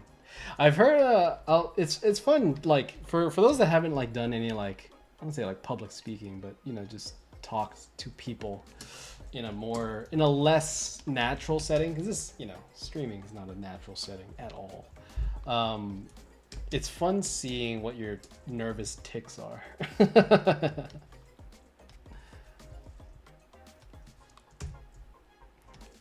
I don't think I say that when I'm like talking casually to people. I think it's like when teacher mode comes out, when the educator comes out, it's like, oh yeah. Let's see. Boom. Let's make this. Was that something you kind of initially had a fear of, like when teaching or streaming, just like being live and I don't know, that all the stuff that comes with that? Initially, I'm still scared of it. It's like, I think I will say I've had a lot of teachers, and I've talked to them about it as well. Like, because when I first started teaching, I talked to some of my teachers, and I think a big consensus that kind of comes up is there's this desire to always show a good painting, you know what I'm saying? Like a good demo. You want to knock it out of the park with this demo. And I was talking to, I forgot who it was. I think it was like Eric or somebody, but, and he was saying that like, he just doesn't care about like producing a great image anymore. Like I mean, if anybody's seen his work, he's like stupid good when it comes to like his drawings, and he teaches like world building 1 and stuff like that. But like, you know, I asked him, I was like, oh, are you ever worried about like just making a bad demo? And like, yeah, you know, it happens. And he said he used to be really worried about that in the beginning, but after a while he was like, as long as the information is correct, right? As long as what you're saying is true, right? Or at the very least, hopefully it comes off as, you know, like they get the message. That's really all that matters. And I think once I kind of started understanding that, and then after bombing like a couple demos, I'm like, you know what, this is, you know, just making sure your content is good, I think is the most important thing, right? The things that you're saying actually mean something, right? It's not just you're not just making things up just to make things up. We're saying things because this is how it actually is, right? Because if you're not actually saying anything important, right? Not saying anything anybody needs to know, then don't say it, you know.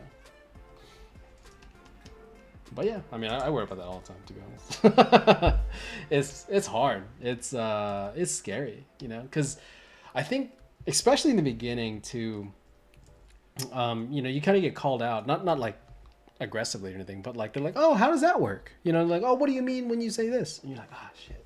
what did I mean? You know, like you might understand it in your kind of way, but sometimes that's not exactly the way that needs to be, the thing that needs to be conveyed. You know, it's like it just doesn't it doesn't really work that way, and maybe you contradicted it or something during one of your other things, you know, one of your other lessons or something. You might not have noticed it or something. That could be kind of hard to get around, but I think it's nice too because it helps you understand where those things are. Like a lot of the stuff that a lot of the skill building that I've had lately, right, is a lot of stuff that I'm just thinking about, like these demos, like because every month we have a different topic, so it's like, especially this one where it's completely out of my comfort zone, right? Illustration, creatures, people, or knights, I guess it's barely a person, and it's just like there's so many things that I have to think about and make sure that I'm conveying correctly, right? So I'll be sitting there throughout the week, I'm like, wait, is that how I did that? Is this how I? Because oftentimes when I'm working on this on the side, like, you know, in between weeks for you guys, right? It's a lot of like, I'm just cruising, you know, I'm just painting, listening to music, listening to podcasts or whatever, and I don't exactly know how I did something, and then I have to like rethink through, like, oh, did I do that right? Did I, you know? And then sometimes I'll mess it up, like you know, the pass that you just saw for the lizard, right, isn't my first pass. It's just a pass that was semi-successful, right? And I had to like try out a couple different things just to make sure, like, hey, is this gonna work out for me? Is this process gonna be okay? You know? But yeah, it's scary.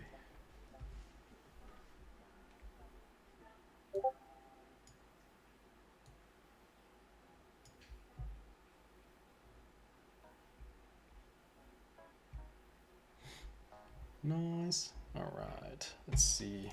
Cool. Ground's coming along. So ground's looking grounded. Let's see. Boom. Where's that? That's grass. I don't need that right now. I'll get that later. So from here, right, we're just kind of messing around. I need to start like set dressing just a little bit deeper, adding more things. I think less brown would be nice. More rocks. I want to think back to like that reference I had. Where's that reference at? Boom, week 1 reference. Boom, skiggity. Right, so this one right there, right? Like looking at this, like I want him to kind of be walking up like this section right here, right?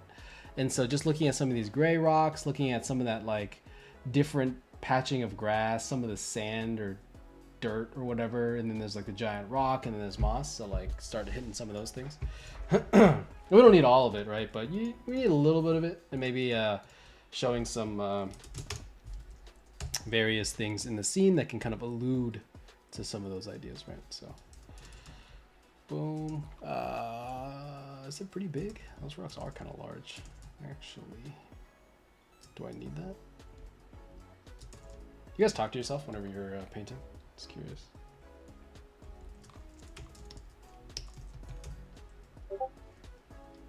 Absolutely. Nice. It's when you answer Kind of back. gets into the yeah. Well, kind of gets into the rubber duck method. Sometimes just trying to use a different part of your brain to express what you're thinking Yeah. helps you solve the problem. With the rubber duck method? Explain that. Oh, that's an old programmer thing, where some programmers would have a rubber duck by their desk, and when they had a problem that they were stuck on, they would just try and explain the problem to the rubber duck, and in the process of explaining it, they would figure out the solution. Nice. That's cool. Need to get a rubber duck now. I'll do it to my cat. He's right here. He's right. Yeah, whatever you got, really. He's not very helpful though. He's always around.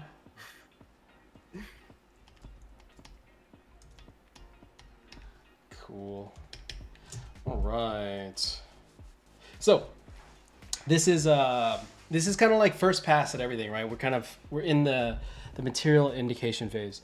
And so something that I want to point out for everybody.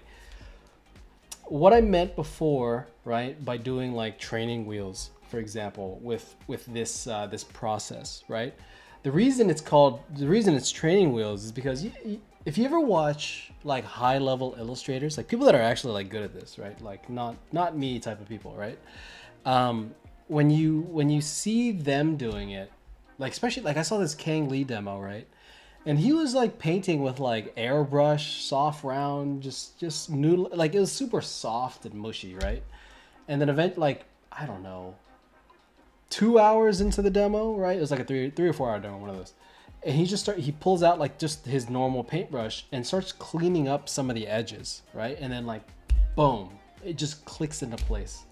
And it's like beautiful when you see it, you know, because it has that perfect amount of like lost edge, illustration quality, you know what I mean? It has the juice that we're looking for, right?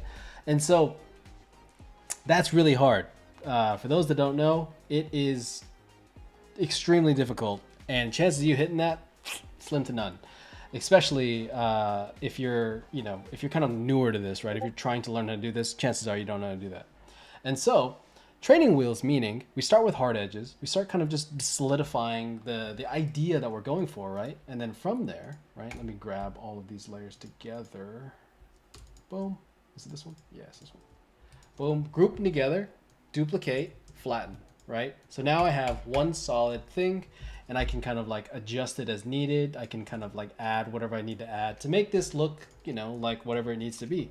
And then I can start smudging and start kind of like, you know, messing with things, right? Getting rid of some of these edges, start kind of pushing some of that illustration quality, because now everything's kind of working, right? It's not at the very least, it's not in a bad state, right? And then I'll start kind of like, oh, I need some of that juiciness, right? I just need some of the, like, you know, I need some of that lost edge. I need some of this, some of that. And so just know that like you can sneak into that realm, right? You can be a guest to the high level realm without having to like know as much. Obviously, you know, work on it, get better, right? Practice. But for your illustrations, right, we don't always have the luxury of being like, oh, you know, I can just auto do it because I'm just that good. Chances are you're probably not, you know, because, you know, we're not. So, so just sneak into that realm. And now you have the ability to go back. How many times have you ever tried to do one of those paintings where you had like that illustration quality in mind, right? And then, you know, you started messing with it and then you just kind of lose it. You know, you're like, oh, I went too far. It's kind of mushy, this and that, or whatever. Right? That happens to me all the time, all the damn time. Right? And so I'll duplicate it. And if I mess it up, I still have the old layer that has, you know, the separated things out. Right? Same reason why I have the lizard dragon thing. Right? Where is he? He's right. No, that's not it. Where is he? Wait, did I get rid of it? No, it's right here. There we go. It's the same reason why I have this layer here, right? I can still turn things off. I can still mess with things. I still have the separate layers, separate pieces, but I don't always need it. And I'd rather work on something flat so I can paint that and actually turn that, making that look okay, right? So, cool. All right. Let's see. So I'm gonna keep messing with this throughout the week. It is 1 o'clock right now. Just so everybody knows, right? Just a quick update. Oh, sorry, I'm back stretching. Just a quick update. Next week, we won't be doing a stream. I'm actually going to be in LA at Lightbox. If you are around, right? I'd love to see you. I'd love to chat. Love to connect, right? My table's going to be, I think it's table 202. I'll put it on my my Instagram later, just to kind of formally announce it. But yeah, stop by. We're going to be taking a break. For those of you following along, you do get that extra week, right? So, for those in the live stream plus, you're going to be able to just kind of have that extra week, and then we'll pick back up the week that I come back. You already know this. I've already announced it. I've told you everything already, so you know. But for those that are kind of just watching the live stream, we won't be here next week. We will be back the week after with a new topic. We still need to vote on it. I am a little bit late on that, but we're going to vote on the next topic, and then we'll go from there. So, cool. Hopefully this will be done by then. I'm going to try to kind of bust through it. I really just have the ground plane, some compositing and some lighting things, and hopefully we get something kind of cool, but we'll see how it goes. You know, this is the bad part about comfort zone or getting out of your comfort zone is you're not sure how things are going to turn out. So we're doing it live, and hopefully it turns out okay. So it's looking okay. I'm looking at it. I'm like, I'm thinking I can turn this around, but we'll see. So anyway, so with that in mind, thanks for watching this week, guys. This was the fourth week of the illustration process. The next week we're gonna be getting into whatever the new topic is. I'll show you where I get to with this. I'll kind of break down some of the ideas that we had. Hopefully this has been helpful, right? Just understand when we're doing this, break things down, really understand that process. If you can understand how to break down like a single sphere, right? Break down just the silhouette, add lighting, add shadow, flatten down, start rendering, add some brush strokes, right? It's pretty simple. It's not easy, but it is very simple to do. And just really get the basics and fundamentals under you to kind of get to a point like this, right? Understand illustration and concept are two different things, right? There's a very big difference between illustration that a lot of people don't really talk about, right? We always kind of confuse the two. The jobs are different, the goals are different, and the quality bar is very different, right? So just keep that in mind as you're doing your own illustrations. Thanks for the great questions this week, and yeah, hopefully I'll see some of you guys at Lightbox. If not, I'll see you in 2 weeks. Cool. Thanks, guys. I'll see you around.